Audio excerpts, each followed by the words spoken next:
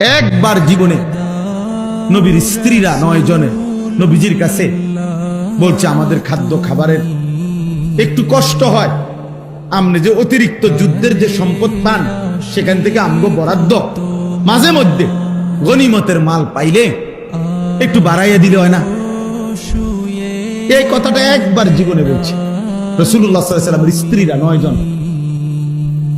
আল্লাহর নবী সাল্লাল্লাহু আলাইহি ওয়াসাল্লাম সেদিন এশার নামাজ পড়ে আর ঘরে যায় নাই।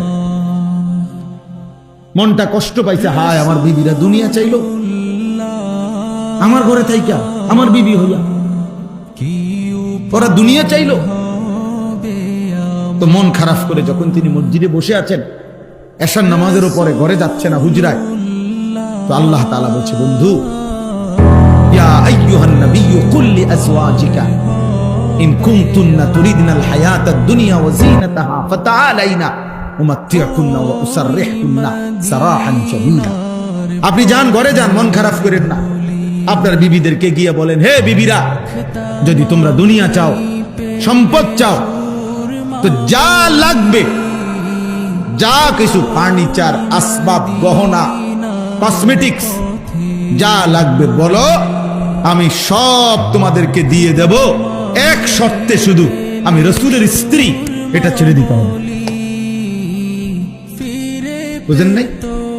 মুহাম্মদের স্ত্রী থাকতে পারবা না, আমার থেকে তালাক নিয়ে নিতে হবে, এরপরে যা বলো সব দেব, সব দেব। وَإِن كُنتُنَّ تُرِيدْنَ اللَّهَ وَرَسُولَهُ وَالدَّارَ الْآخِرَةَ فَإِنَّ اللَّهَ أَعَدَّ لِلْمُحْسِنَاتِ مِنكُنَّ أَجْرًا عَظِيمًا। আর যদি আল্লাহকে চাও, রাসূলকে চাও, আখিরাতকে চাও, তো এখন নিয়মিত নেক আমল করতে হবে, মুহসিনাত হইতে হবে, মানে নেককার নারী হইতে হবে। তাহলে আমি আল্লাহ ওয়াদা দিলাম সর্বশ্রেষ্ঠ বিনিময় জান্নাত দিয়ে দেব। সিদ্ধান্ত নাও, দুনিয়া চাইলে রাসূল ছেড়ে দাও, আল্লাহ রাসূল আখিরাত চাইলে দুনিয়া ছেড়ে। আল্লাহ নবী সাল্লাল্লাহু আলাইহি ওয়াসাল্লাম আম্মা জান আয়েশা রাদিয়াল্লাহু তাআলা আনহাকে বলছে, ঘরে আয়েশা নবীর স্ত্রী আয়েশাকে, আয়েশা শোনো, তোমাদের দাবি দেওয়ার ক্ষেত্রে আল্লাহর পক্ষ থেকে এখন আয়াত নাজিল হয়েছে, আমি শুনাইতেছি। তবে ভূমিকা বলছে নবী একটা, যে আয়াতটা বলার আগে আগে শোনো, তৎক্ষণাৎ জবাব দিও না।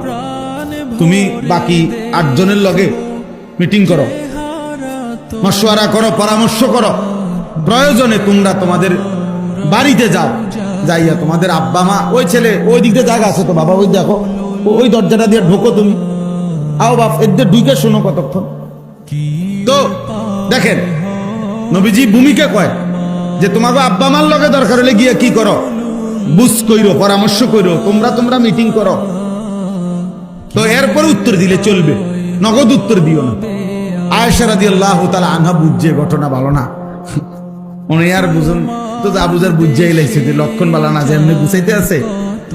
তো বলতেছি, ইয়া রাসূলুল্লাহ, কারে কারে জিগামু এটা পরে, আগে আয়াত বলেন, মানে আল্লাহ কি নাজিল করছে এটা না আগে কইবে, পরামর্শ তো কার লগে করবে সেটা আমি বুঝুন, আপনি আগে বলেন কি ঘটনা, কি আয়াত না কইবেন আগে।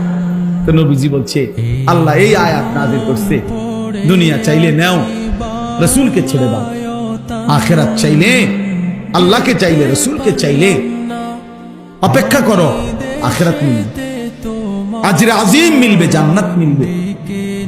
আম্মা জান আয়েশা রাদিয়াল্লাহু তাআলা আনহা বলেন, আল্লাহর কসম ইয়া রাসূলুল্লাহ, কাউকে জিজ্ঞেস করতে হবে না, বাকিদের লগো পরামর্শের দরকার নাই, মা বাবার পরামর্শ দরকার নাই।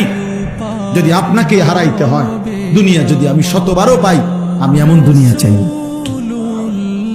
আপনাকে হারিয়ে, আপনার মতো স্বামীকে হারিয়ে এই দুনিয়া আমি 100বার দিলেও নেব।